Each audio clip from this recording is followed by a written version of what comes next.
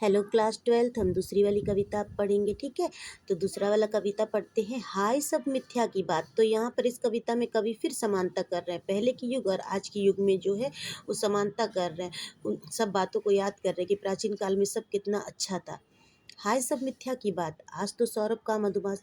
अरे क्या सब मिथ्या की बातें थी? जो प्राचीन युग का समय था, जो स्वर्ण युग था, क्या सब झूठा था? मिथ्या मतलब झूठ होता है। आज तो सौरभ का मधुमास, सौरभ मतलब सुगंध, मधुमास मतलब बसंत का महीना। तो आज जो बसंत का महीना है, शिशिर में भरता सूनी सांसें। शिशिर मतलब होता है जाड़े। तो जाड़े में, जैसे जाड़े के मौसम में क्या होता है, लोग गहरी सांसें लेते हैं ना।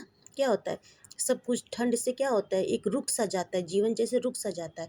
तो सब जैसे ठंडी सांस ले रहे हैं, वैसे जो है आज बसंत का महीना जैसे जाड़े की ऋतु में बनकर जो है ठंडी सांसें ले रहा है। वही मधुर ऋतु की गुंजित डाल।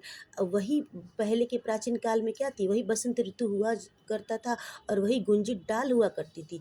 मतलब बसंत ऋतु में चारों तरफ फूल ही फूल, रंग बिरंगे फूल खिलते थे, उस पर भौरे गूंजते थे, सुगंधित हवाएं चलती थी, झुकी थी यौवन के भार से।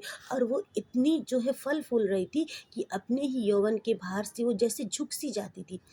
पेड़ों में इतने अधिक फूल लग जाते थे, इतने अधिक फल लग जाते थे कि वो अपने भार को संभाल नहीं पाती थी, वो झुक जाते थे। कंचिता में निज तत्काल, निज मतलब आज क्या हो जा रहा है, आज जो है वो कहीं जैसे लग रही कि उसमें कमी आ गई है। ठीक है, उसमें निर्धरता आ गई, उसकी गरीबी आ गई है, जैसे वो सिहर उठती जीवन का भार। आज वो जीवन के भार को देखकर जैसे वो कांप रही है। उसका वो सुगंधित वातावरण, वो फूल, वो भौरे, वो कलियां जैसे कहीं गुम सी हो गई हैं, जैसे कहीं बेजान सी हो गई है। सब कुछ जैसे अनजान बन गया है। अकंचता मतलब होता है कि निर्धरता, गरीबी, जैसे उसकी उस सुंदरता में कहीं कमी आ गई है।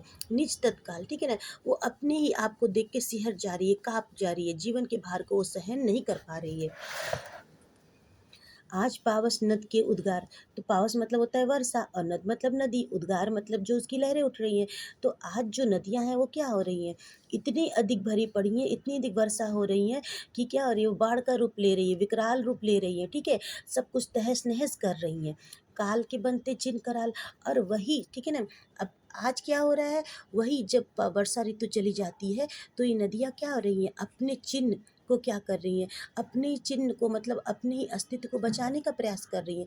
क्या हो रही हैं, कहीं सूख सी जा रही हैं। ठीक है, अब नदियाँ क्या हो रही हैं, सूख रही हैं, क्योंकि पानी की कमी हो रही है। और पानी की कमी हो रही है तो क्या दिख रही है, नदी की जगह जो है रेत दिख रही है, बालू दिख रहे हैं, सब कुछ वीरान दिख रहा है। समझ में आ रहा है? तो आज वे अपने ही अस्तित्व को बचाने का प्रयास कर रही थी।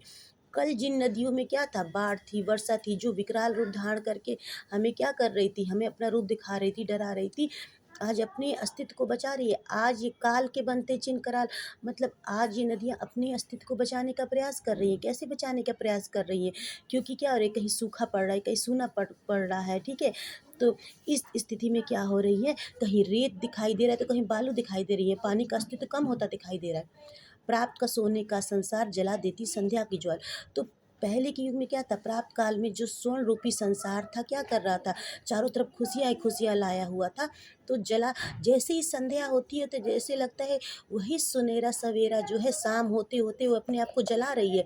तो चारों तरफ का वातावरण कैसा हो जाता है, रात अंधेरे में अपने आप को गुम कर देता है ना। तो जैसे लगता है कि संध्या होते हुए अपने ही शरीर को जला रही है। तो जो सुबह के समय जो स्वर्ण रूपी किरणें थी वो संध्या होते होते अपने आप को जला रही है, खुद ही अपने अस्तित्व को मिटा रही है। क्योंकि शाम होते होते वो सवेरा, जो सुबह का स्वर्णिम किरण रहता है वो शाम को दिखाई नहीं देता है। शाम को तो सब क्या होता है, एक कालापन आ जाता है, एक श्यामवड़ आ जाता है ना। तो जब कोई चीज़ जला दिया जाए तो उसी रूप में परिवर्तित हो जाता है ना। तो जैसे लग रहा है सुबह का जो किरण है शाम होते होते अपने आप को ही जला रहा है। अखिल यौवन का रंग उभार, हड्डियों के हिलते कंकाल। ठीक है, तो सारे संसार में जो यौवन है, जो रंग में उभार है, वो क्या होता है, मनुष्य में क्या होता है, जैसे जैसे वो यौवन को प्राप्त करता करता है तो उसके रंग में बहुत सारे उभार आते हैं, उसके जो है अंग में उभार आते हैं कि नहीं। ठीक है, नाक में उभार आते हैं, शरीर पे उभार आते हैं, और वक्ष पे उभार आते हैं, हर तरह के उभार आते हैं जो हमारे यौवन को आकर्षण बनाते हैं।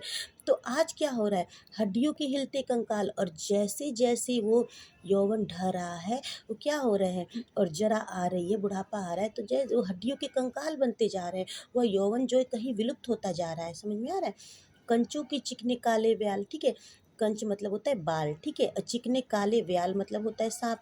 तो जैसे साँप क्या होता है, चिकना मुलायम होता है, वैसे हमारे बाल कैसे होते थे, चिकने और मुलायम होते थे। समझ में आ रहा है?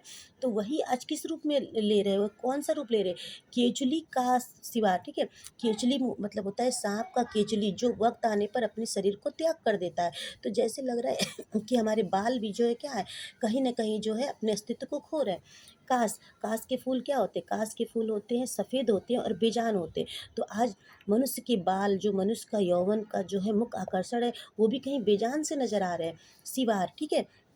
और सिवार मतलब होता है, जैसे लग रहा है कि जो पानी की नदियों में क्या होते हैं, शैवाल होते हैं ना, जो पानी की नदियों में ये शैवाल होते हैं, हरे-हरे शैवाल होते हैं। तो जैसे लग रहा है वो उसी शैवाल की भाँति जो है उलझे हुए हैं, ठीक है ना? जैसे फूलों की भाँति वो सफ़ेद होते जा रहे हैं, शैवाल की भाँति जो है वे उलझे हुए हैं, गुजरते हैं सबके दिन 4। तो जो हमारे जीवन में जो अच्छे दिन होते हैं वो 4 दिन के रहते हैं, फिर सभी हाहाकार, फिर हमारे जीवन में वही सूनापन आ जाता है, ठीक है? तो मनुष्यों को क्या करना चाहिए, अपने इस जीवन से सीख लेनी चाहिए, ठीक है? तो यहाँ पर कवि ने यही जो है हमें बताया है। यहाँ नीचे वाला एकदम आसान है, जैसे ये बताया गया है कि सांप की केचुली जैसे शरीर का त्याग करती है ना, तो मनुष्य के जो कंच होते हैं, चिकने सुंदर सुंदर बाल होते हैं, वो भी व्याल की केचुली की तरह क्या होते हैं, कभी न कभी साथ छोड़ देते हैं। और कास की तरह, कास के फूल होते हैं, सफ़ेद होते हैं और जो है उनमें कोई जो है आकर्षण नहीं होता। वैसे ही बाल क्या होते हैं, वक्त आने पे वो सफ़ेद होने लगते हैं। सिवार मतलब जो शैवाल होते हैं पानी में जो दिखते हैं हरे-हरे ना, तो उस रूप में वो उलझे हुए नज़र आते हैं। एक दूसरे से जो पानी में जलकुंभी नहीं होते हैं, जो एक दूसरे से उलझे हुए रहते हैं, उन्हें अलग नहीं किया जा सकता जल्दी। तो जैसे लग रहा है कि शैवाल की तरह बाल भी उलझ गए हैं, वक्त आने पर वो उलझ गए। गूँजते हैं सबके दिन 4, जैसे लगता है कि मनुष्यों के दिन भी 4 दिन के हैं और 4 दिन जो है इनके जीवन में खुशियाँ रहती है, फिर उन्हें फिर उसी गम में डूब जाना है, उसी जीवन के परिवर्तन को जो है महसूस करना है, ठीक है? तो यहाँ भी आपका देखिए बार-बार जो है इसमें आपका अनुप्रास अलंकार आ रहा है, ठीक है? अनुप्रास अलंकार आ रहा है और जो है उपमा अलंकार भी है और रूपक अलंकार भी है, समझ में आ रहा है? मानविकर्ण अलंकार भी है, खड़ी बोली भी है आपका। तो सब जैसे रिपीट हो रहा है, ठीक है? उपमा, रूपक और जो है मानविकर्ण अलंकार है। और किसी को रूप देकर जब किसी की बात कही जाती है तो वहाँ रूप का अतिशयोक्ति अलंकार हो जाती है। जैसे किसी को, अब जैसे क्या है, मनुष्य के बालों को जो है सांप के कंचों का रूप दिया जा रहा है, सांप की केचली का रूप दिया जा रहा है, तो यहाँ पे सब रूप का अतिशयोक्ति अलंकार में जब किसी वस्तु को किसी चीज़ का रूप दिया जाता है तो वहाँ रूप का अतिशयोक्ति अलंकार हो जाता है।